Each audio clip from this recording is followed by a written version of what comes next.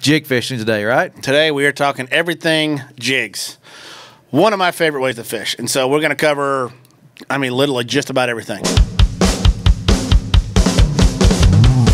The award-winning Tennessee WildCast is on the air with the latest on hunting, fishing, boating, wildlife watching, and all things outdoors. Make welcome your host, drummer and outdoor expert novice, Jason Harmon. Hello, everybody, and welcome back to this edition of Tennessee WildCast. Once again, we have Mr. Jason Holland in the house. Welcome. Hey, guys.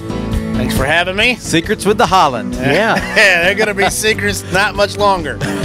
Bearing my soul on this show. What lake was that? We should tell them about something. No, we're not going to talk. No, what are you? I thought we would get a special secret in this show. I showed them one secret off the air about a lake that's been on fire, and then now we're going to publicize it to the world. I won't say it if you won't. I won't say it. We'll keep our secret. It's in Tennessee. It is. It's a good place to be. What's going around? We're going to start rapping now? Don's our vocalist here. Don, how are you today? I'm doing great. Great. I like that hat you're wearing. Thank you. Yeah, it's right directly from the GoOutdoorsTennessee.com store. And, man, I tell you what, the product is flying off the shelves. And again, a shout out to Cindy for fulfilling the orders, and it's working. We're seeing them out in the world, and the one I am wearing is the Navy Hyper Cool hat. Yeah. Jennifer sent me a note and said, "Hey, pick me up some of those. We're gonna make the commissioners a little gift at the last meeting," and she said, "Pick up the Navy Hyper Cool hat." And I thought that was just an adjective, but that's the actual name of the thing. Those are hyper cool. Yeah, hyper cool. Yeah. Well, I need one. I need to look hyper cool. The only way I can be cool is if I actually have on the hyper cool hat. Well, we got you a cool Tennessee WildCast. You got me a WildCast. We're working on the logo now. Slowly but surely, individuals, I'm going to have a logoed WildCast or at least TWRA button down. One day. Maybe. One day. Yeah. This well, is six shows. Six. Yeah. So what's the lucky number? Is it 7, 8, 12? This is episode 240 something, I think. But maybe. It took me a long time to get a shirt. It's going to be a while, people. Going to be a while. What I'm going to have to do is take my own shirt and get someone else to put it on there, and then maybe one day we'll get 290 shows. I'll get my shirt. We'll get you an iron-on patch. But the hat looks really good on you, Jay. It does look good. Yeah. I actually shot some videos on my own personal stuff.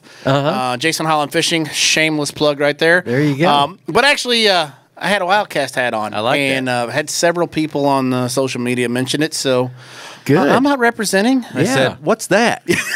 How can I hear that? You can hear that on 20 stations across the state. That's here right. in Tennessee. Newest one in Tullahoma, I hear. Yeah. Yeah, good guy. Actually, last show we talked about Tim's Ford quite a bit. One of my favorite fisheries. Yes. So hey, that lined up perfect. Didn't even have to shamelessly plug that one. That naturally happened. So that was it's nice when a plan comes together. Yeah. So I wanted to plug that though, and just let everybody know 20 stations across the state. That's awesome. Yeah, it's growing. So check out our website tnwildlife.org and follow the buttons to the Tennessee WildCast page, and you can see that list and find a station near you. Good deal. So, and you get to see 6 episodes of me, which is the only reason why you would go there. Well, but I'm personal. How do you watch radio? Well, touche. Thank on the page you can watch. On the page. Yes, on the page. Okay. Thanks, Todd. You didn't bail me out. Jeez, great time for you to have a mic and help me out there. Nope, I just in the background. All right. Well, go to our store, check out the products. Go to our website, check out where you can find WildCast and all the other stuff, the great stuff we have on our website. Jig fishing today, right? Today we are talking everything jigs. One of my favorite ways to fish. And so we're going to cover, literally just about everything. One of the ways I don't think I've ever caught a fish with a jig. Really? Oh, wow. I can't believe that. I'm not a jig guy.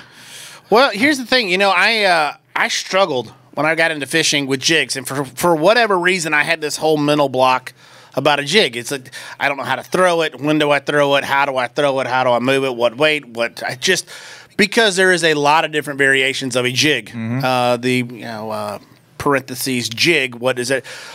Just so if we could make sure that everybody's on the same page. When we're talking about a jig, that's going to be a hook with molded lead on the front of it and a skirt of a lot of different materials. But that's what we're going to talk about today. A lot of times a weed guard, I guess. So that. Yes. So typically a weed guard. Not all jigs have a weed guard, but primarily when you think jig, you think weed guard.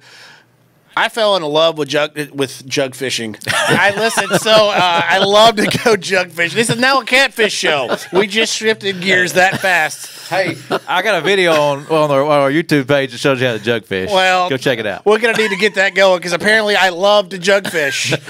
Not much a jig fisherman, but anyway. Give me a jug and I'll make all right, we're going to get off that. So, jig fishing. What's with the I, not a U. I didn't know how to do it. So I spent a lot of time researching it, and there is a ton of information out there about how to jig fish.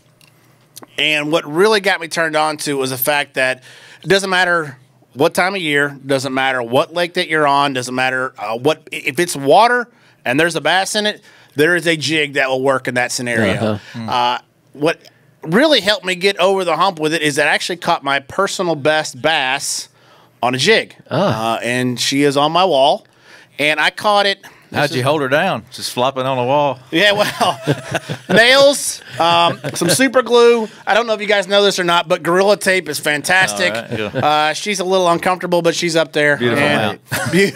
Beautiful. A lot of black tape all over her. But I caught it on a jig, and so once that happened, I really fell in love with it. I actually caught it on a 1/8 ounce Bitsy bug.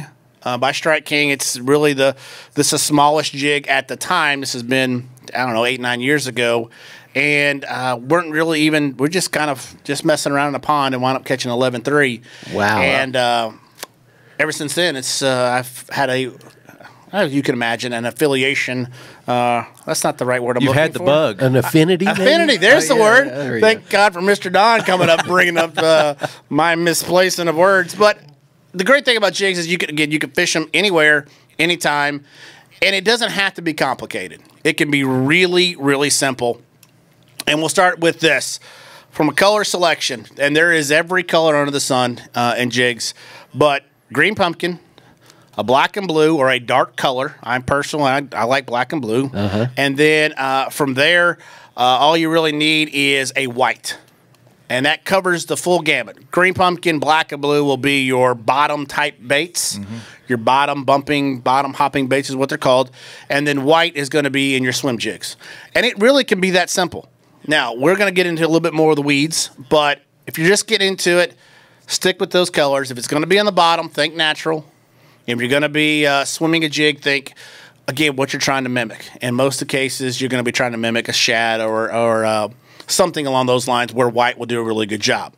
We're going to talk about heads. We're going to talk about weights. We're going to talk about skirting materials. We're going to talk about weed guards, and we're going to talk about jig trailers. It's a lot to get through in a short amount of time, but we're going to get through it. So we're going to start really with probably the most popular jig, and that's called a football head jig. And looks like a football. Real ingenious name we got. They made it real complicated, folks.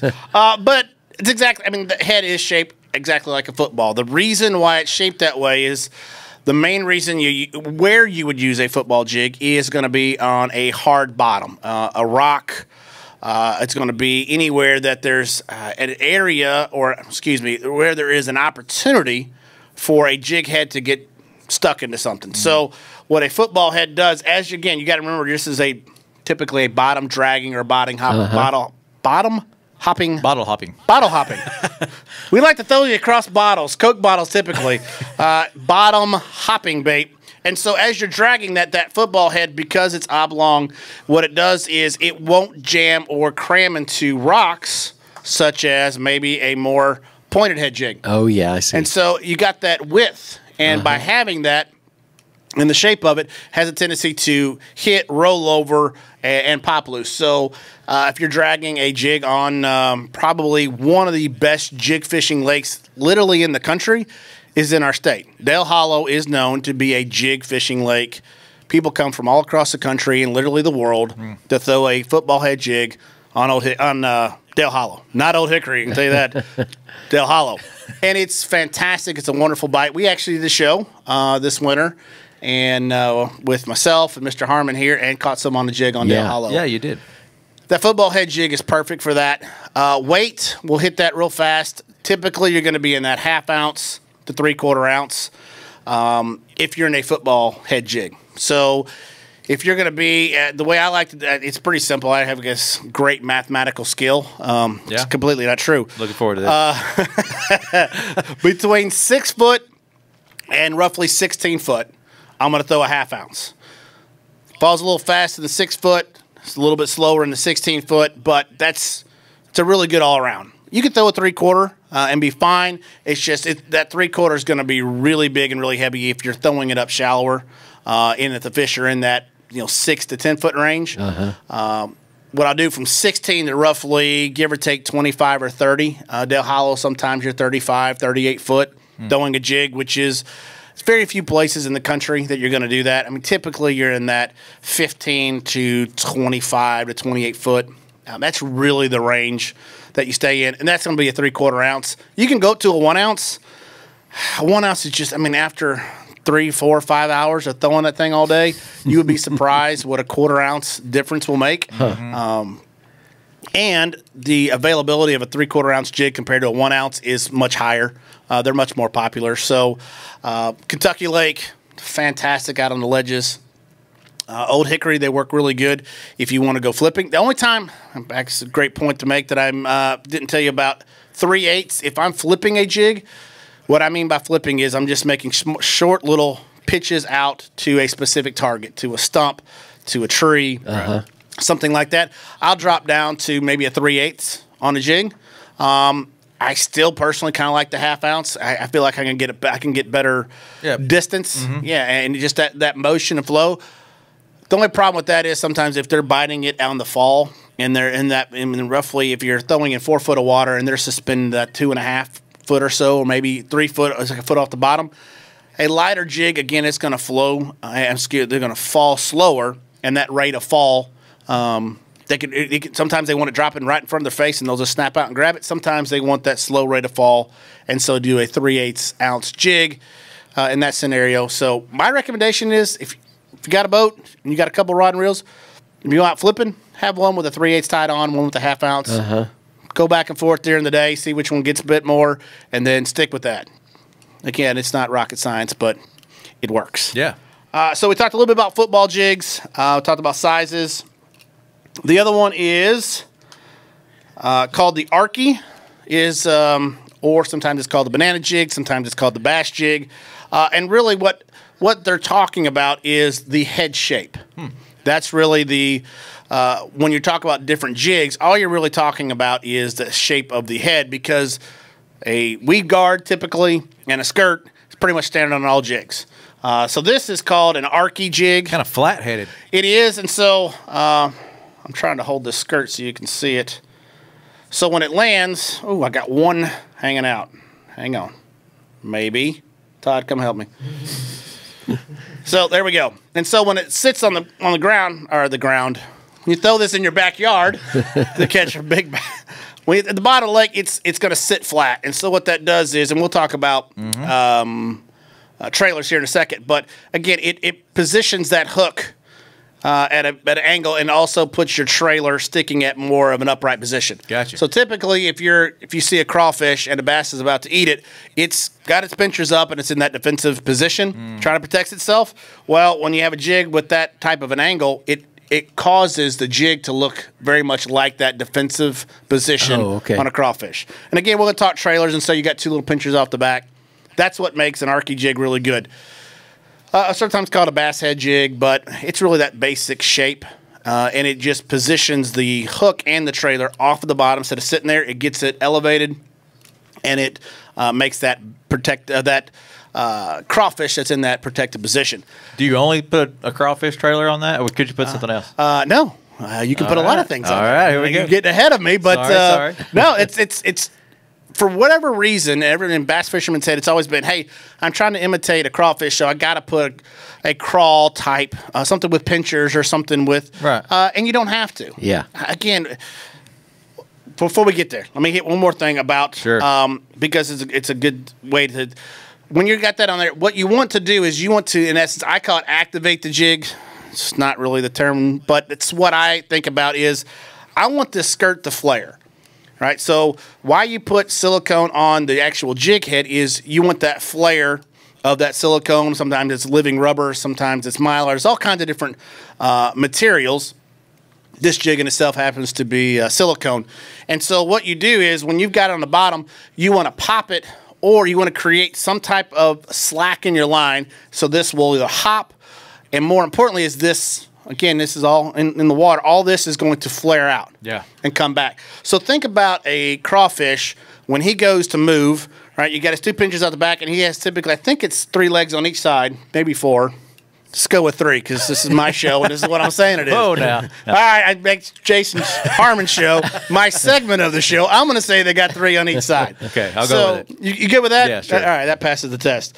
But when they go, they have that movement of they get bigger, right? So their legs come out, and then they will go and they will pop that tail, and it'll kind of shoot them forward. And so when you activate, again, I call it activate the jig, you're popping that and you're making that skirt flare, which, again, resembles a crawfish. And, again, that's what we're trying to imitate the actual bait that they're doing. So just pop it. A lot of times you'll see, if you ever watch them TV shows or YouTube, they'll kind of pop it off the bottom, and then you'll see them kind of do a couple little short hops.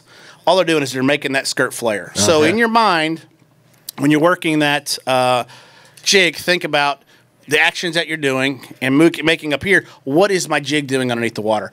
And again, you're trying to make it flare, and you're trying to make those the crawls move around and look like a crawfish. So we're moving on. We talked about football heads. We talked about Arcy heads, and this is going to be a swim jig. The white you liked. The white. White is great. This one actually has a little bit of gray in it. Tennessee, you can do a little bit of green. It matches up very well. But all you're doing with this is it's the same concept of a swim bait or a crankbait. All you're doing is you're going to give it that swimming action. But what's great about a swim jig is you can throw in a lot of places you can't throw other baits.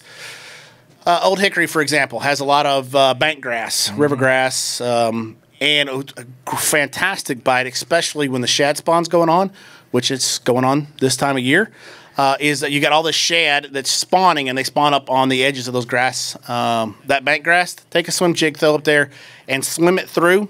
And again, it's got the weed guard, so it's coming through and just bouncing around and moving around all those different weeds. It's great around if you're in the back of pockets that have a bunch of trees that's been cut down, so a stump field. And swim jigs are killer because you get all the action and you get that same move, that swimming movement, but you've got the weedless version or the weedless action of a swim jig, and that's what really makes them shine. This sounds like my kind of bait. If I need to throw a jig, that's more of a throw it out and crank it, keep it swimming, right? That's exactly right. I mean, it's literally the same as a crankbait. It's just a completely different action, but more importantly, you're dealing with one big hook, so much more weedless. You're not worried about getting hung up on grass and stumps and things. Yeah, it's really the kind of the 4-wheel drive version of a crankbait. I like 4-wheel drives. I mean, who doesn't? I love 4-wheel drives. So let's figure out how we do that in bass fishing. So swim jig. This is the white version. When the bluegill are on bed, get a bluegill color. I think I've got one here. Well, this has kind of got a little bit of red in it, but you can get darker colors, green pumpkins, something with some orange in it, something with some yellow in it. Blue, just again, if you're trying to match that bluegill bite. One little tip when you're working a swim jig, and we'll get in trailers here in a second, but if you're going through the, let's just say the bank grass, when you're reeling it, don't just take it and reel it straight, right? Because again, it doesn't have any built-in action like a crankbait, right? A crankbait's got a bill and it's got built-in roll and built-in wobble. It's just the way the bait is made. If you take a swim jig and throw it out and reel it in, it's going to go straight out, straight back to you, which is fine. But in most cases, you're going to be the one that imparts the action. And the skirt's just going to stream along behind. You got not much action. That's exactly right, Mr. Dodd. So when you're reeling it, if you can, I like to personally raise my rod tip up and just slow as I'm reeling, just keep popping it. And what I'm doing, as we talked about earlier, I'm flaring that skirt, giving it more movement. Some guys like to put it down by the side, and they'll just pop it that way. But again, you have to impart that action, and when you do, you want that flaring action as well. So let's talk about trailers. Okay. We good on time? Yeah, we're good. All right. We're going to talk trailers. So while we're talking swim jig, let's go ahead and talk about trailers for that. This is the Missile Bait Shockwave, and it's just a soft plastic swim bait. So it's got the paddle tail. Y'all can see that or not. One trick that you can do with it, personally, I like to rig it upside down. Now, this is going to fall. Here we go. So typically, they have this little roll behind it. Well, when you flip it this way, all it does is it makes it point down a little bit more, and so you get a little bit higher wobble. Okay. Again, fishermen, they love to tinker. If you're not tinkering, then you're not trying hard enough. I like to take it, flip it upside down. Makes me feel like I'm doing something different. But if you watch it through the water, it does give a little bit different action. But on a swim jig, a soft swim bait. Now, another trick that you can do, let me find it. This is a Zoom D-bomb, which is typically a crawl type bait. What you can do with those type baits, so typically you'll rig this where the it looks like a crawfish a little bit. Yeah, it's got the pinchers. And so typically when you would put this on a jig, all right, you're going to have the pinchers just in the normal natural position, right? They're going to be on the back and they're going to spread out. Well, you can take one of these, put it on a swim jig, and rig it sideways. And so now, instead of them being out to the side, they're actually going to be in line and they're going to flap almost like a tail. Of course, you probably won't use green pumpkin. You'll usually typically a white or something, a more shad type color. But you can take another great bait to use to do that is the Strike King Rage Crawl. Rage Crawl's got a bunch of action in its flappers. Crawls, I call them flappers. You know what I'm talking about. Yeah, technical term. Technical term. Instead of rigging it sideways, flip that on its edge, and now you have that inline swimming action. Okay. Super great. Not a lot of guys doing it. Again, you're giving the bass something a little bit different to look at. There's an inside tip right there. There you go. Another one. Man, you're giving them all away. Well, what good are you if you're not teaching somebody, right? I've got like 9 of them, so I can get 9 shows of tips, and then Todd's going to have to come out here and start helping me out because I don't know what I'm doing. We talked about swim jigs. The only difference is sometimes if you're in a lake when it's earlier and the shad are still real small, just downsize, right? Okay. You don't want some big, massive, 6-7 inch long bait coming through when all the bait that their bass are eating are 3.5 inches. Yeah. So, downsize. Have you a couple tied on, like we talked about before. Have a couple tied on. Throw them around. It won't kill you. A little lighter. Yeah, I mean, you will be very thankful, especially if you get a long day of fishing and you can catch them on a 3/8 opposed to a 1/2 ounce. Yeah. Your body will thank you later. We're going to talk about on the back. Typically on jigs, everybody thinks crawl. And there's absolutely nothing wrong with it. That's the absolute gold standard. You want the jig, you want the crawfish profile, and you want the pinchers out the back. Pretty standard. We talked about it. The Missile D-bomb is a great one. The Strike King Rage Bug is another great opportunity. And when you're putting these on, when you put them on the bait, if it just looks too long, all you got to do is just take that soft plastic off, and you can take scissors and just trim it. I like to just take it and put it in my mouth and bite it off and spit it in the floor, and you just compact it. So don't be afraid to downsize or shrink up your piece of plastic that you're putting on there, and just make it look as natural as you possibly can. If you look at it and that trailer or that jig trailer sticking way out the back of the jig and it just doesn't look right, yeah, take it off. Cut out a couple ribs like this one specifically has ribs. Yeah. When I throw a Rage Bug, I cut 3 ribs off. It's just how I remember it. So same thing with the missile baits. I take about 1/4 inch off. So okay. Another little tip. Now, to go back to what Jason mentioned earlier, all right. No, you absolutely do not have to put a crawl trailer on a jig. In most cases, it will serve you very well to not put a crawl trailer on it, because the 800 boats that's been out there on that spot before you today is throwing a jig. Most likely it's going to have a crawl trailer on it. So it gives something different, another profile. New presentation. It's exactly right. So it's hard to find. By the way, if you're into it at all, if you've got the time or the wherewithal, I pour 99% of the jigs that I throw. So this is a great unsolicited plug for Do It molds. Do It's kind of the standard in the business. You can get melting pots. You can get all the molds. I'm not sponsored by them. I pay retail and buy them just like everybody else that's listening. No. Like, hang on. Shameless plug.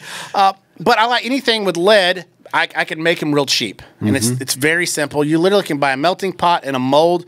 You can be there for less than $200. It's really not expensive, and over time, it will definitely pay for itself. Sure. And you can make them like you want them. You can. You can. And you know, here's a prime example. So I wanted a June bug green pumpkin. You can't find that head anywhere or that color anywhere. So I went online, bought the powder paint, and then bought the skirt and made it myself. Super simple. I've got, give or take, 80 cents, 90 cents maybe in this jig. And they're typically $4 to $5. So, again, if you got the wherewithal and you want to do it, I love to do this in the winter when the fish really aren't biting or there's really, really bad cold or I'm just tired of fishing. I'll sit in the garage on a weekend and have some buddies over, and we'll just make up hundreds of jigs, and we're set for the rest of the year. What I will tell you is if you wind up making them yourself, you will wind up fishing them a lot better because you're not nearly as scared to throw it.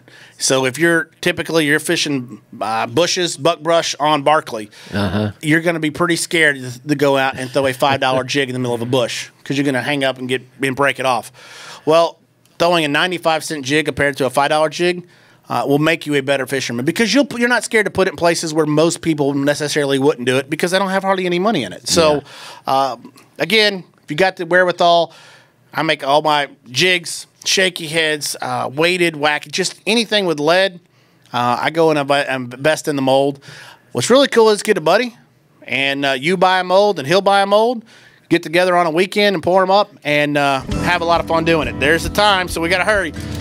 On a jig, this is the missile quiver. Take any worm and put on a jig. Most people don't think a jig with the worm. Bass absolutely love it.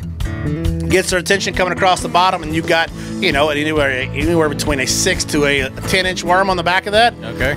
Really gets their attention from a long way off. That's really good. We talked about putting this on a swim bait. Another little tip, put it on a football jig. You're out on the ledges on Kentucky Lake and they're hitting real big gizzard shad. Get a white jig or just get a jig and take a can of spray paint, paint it white and put the small one, put a 4 or 5-inch swim bait on the back of it. It's a great tip. Wow. And then the other thing, far extreme, is going to the micro jig. These just came out a couple years ago on the scene, and really it's going the opposite. Opposed to getting really big on Kentucky Lake, now you can take a jig and go down to a really small weight, really small size and profile, give them something they haven't seen before. So check them out. Come check me out, Jason Holland Fishing, Facebook, Instagram, YouTube, TikTok, all the social stuff. All that stuff. Yeah, it's just, I don't know what I'm doing, but I'm out there trying to make it happen. So thanks to Jason and Mr. Don for having me again, as always. You bet. I always have a great time. So don't forget the 3 main things: your faith, your family, your fishing. So check me out. Thanks again. Yeah. Thank you, Jason. Thank you, Don. You bet. It's been fun. We'll do this again, maybe. Maybe. Yeah, you got to have I don't know. I may have messed up. I said it was my show. Did you see that? Yeah, my segment of the show. We'll talk about your contract later. Friday to Friday contractor around here. That's all it is. All right. Well, we're out of time. Thank y'all for listening. Thank you for watching, and we'll see you next time. Thanks for tuning in. Stay connected with TWRA by visiting our website at tnwildlife.org and follow us on Facebook, Twitter, and Instagram. Hey, it's all about Tennessee wildlife.